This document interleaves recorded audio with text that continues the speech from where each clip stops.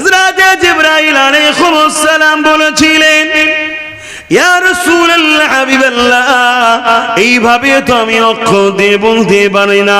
হুজুর, আমি কিছু নমুনা আপনাকে বলি, আপনি হিসাব করে নেন।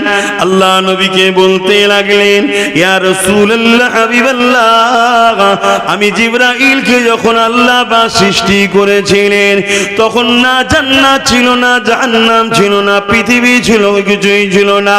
না ইসরাফিল, আজরাইল, মিকাইলকে তৈরি কিছুই করেনি।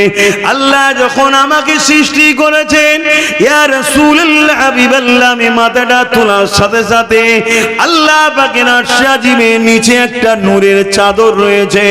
ওই চাদরের মধ্যে একটা নূরের চমক দেখলাম, একটা তারার চমক দেখলাম।